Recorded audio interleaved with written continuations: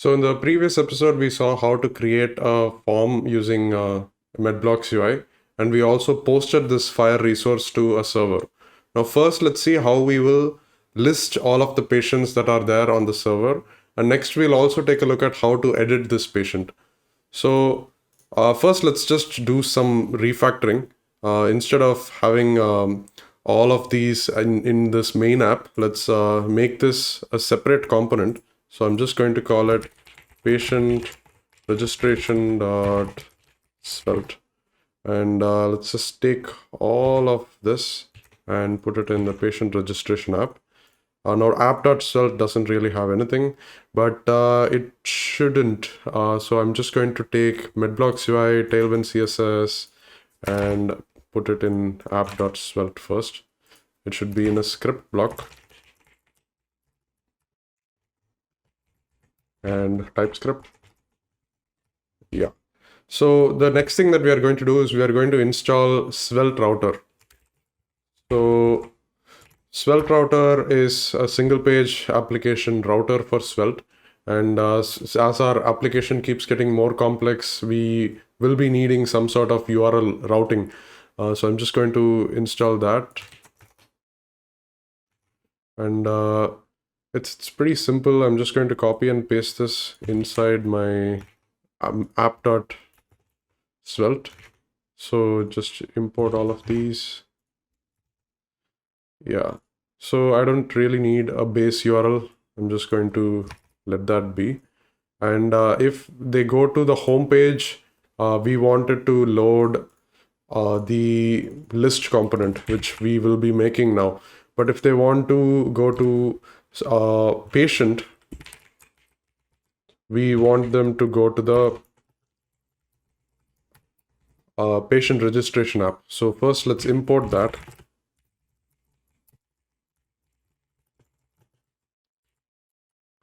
So the component should be patient registration, right? So yeah, like that's about it. So now, oh, these are the links to go to different places, but we actually don't need that. We just need to do that here in the path. So the base path would be the list, and we'll build that. And the registration, which will be patient, and let's give that component patient registration, and let's get rid of everything else. Right, and here you see that you can put it inside a div. You can do all other things. We don't need links at the moment, but remember in patient registration we had to do this padding bit. So let's just extract that and put it inside a layout component, because it's going to be there for all other pages to come as well. So instead of handling that inside here, let's just leave it at that. And in our app.svelte, whenever we are doing all of this routing, let's do layout first. And inside the layout, we'll have all of these routes. So let's just take a look at how that looks. So if we go to the base path, it should load list. And if they go to /patient, it should load patient registration. But before that, there is a small caveat with white and Svelte routing. So I'm just going to optimize dependencies. We need to exclude Svelte routing. So the reason is because it does something twice and the routing doesn't work during development, but during production, it's all fine. So npm run dev, and it should be at port 3000.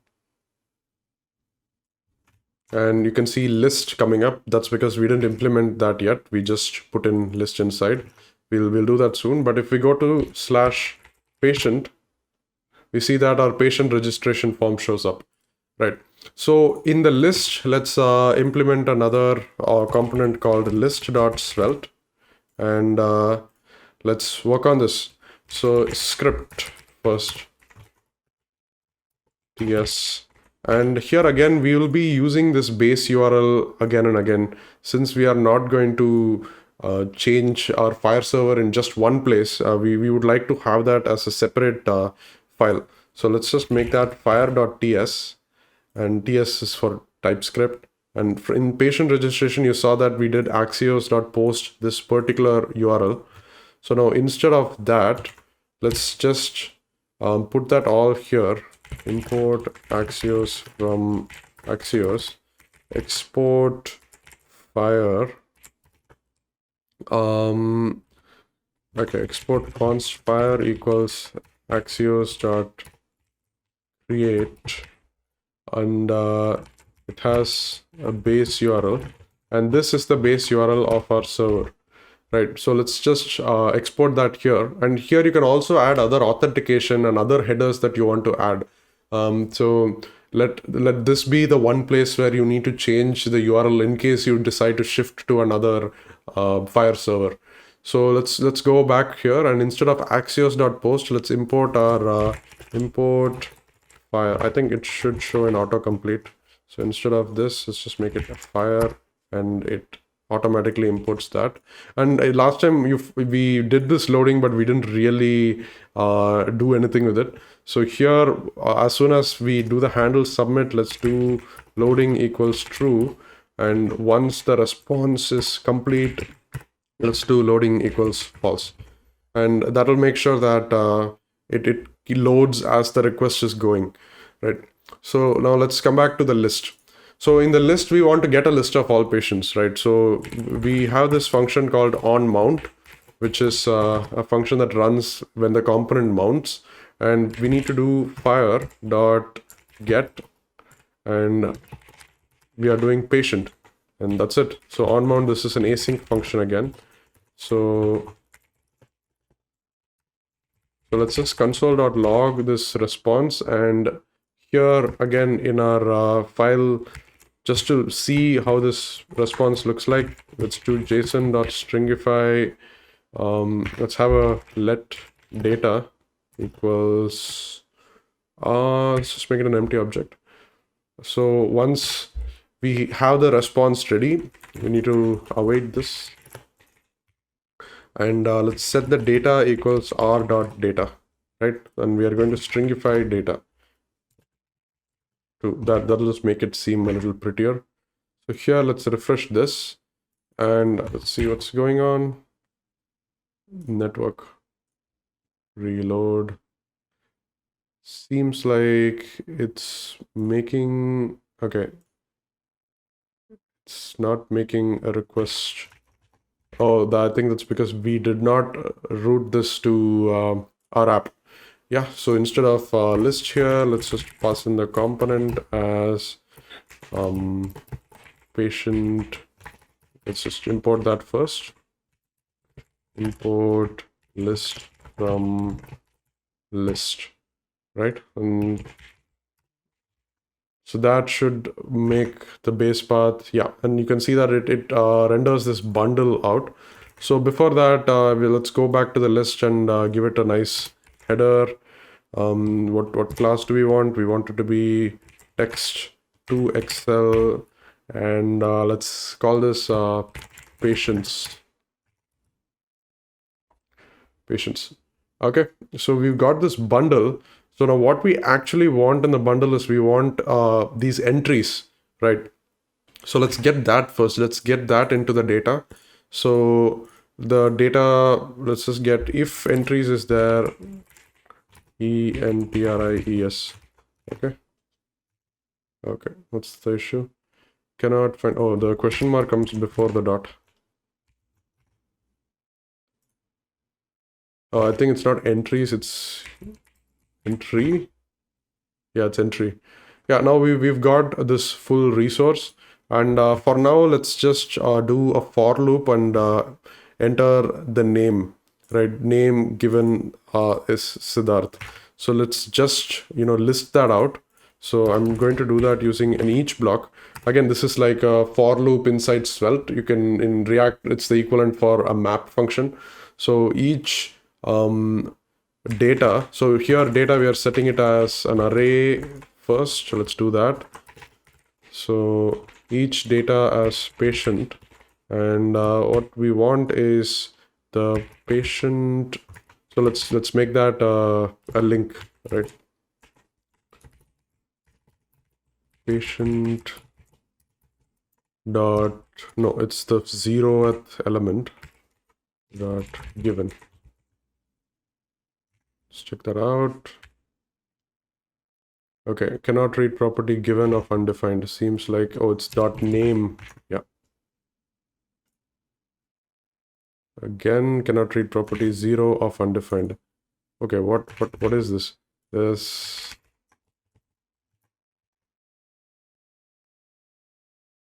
So it's okay. So there is a resource inside that. So we need to get the resource first. Patient dot resource dot name dot 0. Okay, let's try this now. Yeah, and we got Siddharth here successfully. So we'll just list the names out first and link that to another route so that we can edit this patient just in case we want to. So we have the name here. We've made that into a list. So just to make it visible that it's a list, let's give it a blue color. So that's what Tailwind CSS does, all of this normalizing work that once you initialize Tailwind CSS, all the lists, everything look the same. So yeah, we've got this. But instead of this A, let's just use the list from Svelte routing. So it'll make sure that it still routes in a client-side manner. So we'll go to this, we'll get this link. I'm just going to copy this whole thing. Put it in here. I don't need any of these. Link. Okay, so here I'm just going to make it a link. Yeah, and it needs a to attribute. And so what we have to route to, let's route to patient slash. So let's just make this a variable. Let's make this a literal here. So we want the ID of the patient. So that's pretty easy. So we do patient dot resource dot ID. Okay, now let's check if, yep, and we got localhost patient, this big ID. And right now if we go here, we get nothing. That's because we haven't really routed this to anywhere. But what we'll do is we'll go to the app and we will route anything that has patient and then has any particular ID also to patient registration. So now in patient registration, we need to expose a prop. So we are exporting let ID. So this makes sure that if it does have any ID, it shows up inside this particular component. So I'm going to console.log this ID just to see if it works. So I'm going to refresh this, go inside, and it did console.log that ID. So now what we are going to do is if the patient is already present, let's take that information and bind it back to this form. So the way you do that is, again, it's on mount. So on mount, let's start an async function. So this is a arrow function that just executes on mount. So if there is an ID, so the thing is, this component may be initialized without any ID if they are coming through this route, if just the patient route. And if they're coming through this ID, we want to also load the data back into this form. So if there is an ID, what we want to do is let's have something here. Let's bind this particular form component to a variable. So bind this form. Okay, I'm just going to let form. Okay, so now what this will do is this will bind this exact MB FHIR form component to this variable called form. So if there is an ID, what I want to do is I want to do FHIR.get, again, literals patient slash the ID, right? I want to await that. And now once that is ready, I need to get the resource out of this thing, which will just be r.data. Now after this, I want to bind this data back to the form. Now here is where the magic of all the Medblocks UI stuff comes in. So you can just take the form and import this resource. And it should work. Now let's check if it does work. and it does. It directly binds Siddharth, all of this directly into the form. So you go back and you have Siddharth and you click on that, and the next page is a bound form with all of this. So let's just say that what if the patient, if they want to submit something and they want to change the existing data. So we don't want to create a new resource with post. So what we do is in the submit handler, we make sure that if there is an ID, we instead put the data, right? So again, all of this logic will still be the same. So if there is ID, we want to do some other logic which will be put, and if there is no ID, then we want to post it. So again, let's do all of the same thing. In fact, I think we can put all of this loading and all of these stuff outside. So that'll let us get rid of most of this repetitive code. So yeah, so if there is an ID, we want to put again with the same ID. And if there is no ID, we want to post it. Again, we don't really need this R, but I'm just keeping that so we can console.log R. Oh, again, this is in if-else block, you don't have access to the R after the block ends, so because it's scoped within the block. So let's just do it like that. And yeah, let's just edit this and let's give it my full name, Siddharth Ramesh, and let's submit. Again, there is an error 400. Let's see what happened there. Operation outcome severity error, cannot update resource body must contain an ID element. Okay, so this also requires an ID for some reason. I think it's very specific to FHIR. So let's just give it what it's asking for. So now let's try that. Again, what does it want now? Processing, cannot process resource must contain an ID element. Oh, I did put an ID element. Let's see. Okay, it didn't really show up here. So I think it, oh, we are doing it in the post.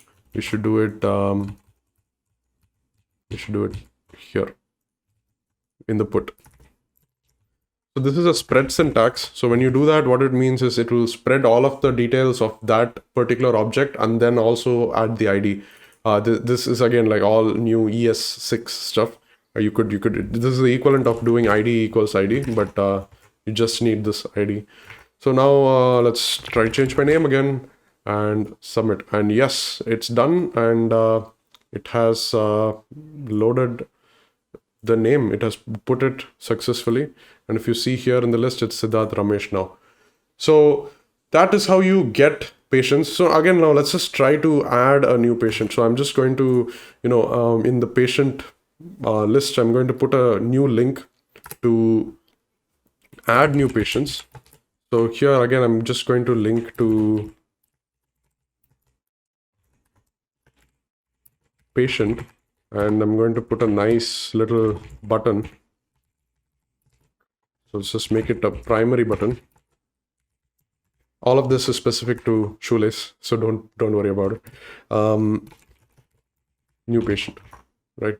So we have a new patient. Man, I don't really wanted to show in a separate block, so I'm just going to put this inside a div.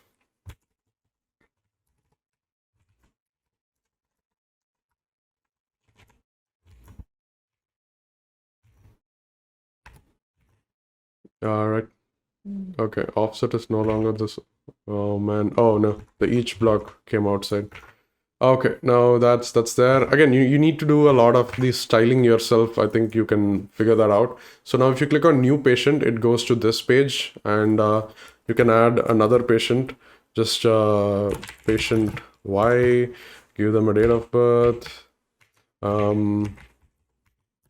mail, and submit. And it did submit. Again, we need to do some sort of redirection after they click on submit. So it's there. The patient Y is here. Again, it's really not good looking at the moment. Let's just put it inside a p tag. It's really hacky at the moment, but I'll show you the final product, how it looks like. So this is, we have patient 1, patient 2, and you can edit this information as well. We can name it YOLO. And that should update. So what we'll do here in the patient registration is that once all of this handle submit is done, let's redirect them back to the previous page. So there is a function inside Svelte routing called navigate. Okay, I think it's Svelte routing. Yeah, okay, it's Svelte routing. Navigate, yeah. So what you do is navigate to the path is the base path, and we'll do replace true. So what replace does is it doesn't show up on your browser history. So when they click on back, they can't go back to the form, which is what you really want. So let's just add a new patient again. So some date. Okay, I don't know how the age will be calculated for someone in the future, but let's see. So yeah, it works. It works for all of these patients, and that's how you view a list of patients, edit existing patients, and create new patients. This is just a basic demonstration. Now, if you were to go and do it a little bit more fancily, I would show you. I can show you Svelte demographics and npm run dev. Thing is, this uses exactly the same database that we've created right now, but it's just a different application. How cool is that? We just create, again, you see the age is minus 912 because we just put in a random age.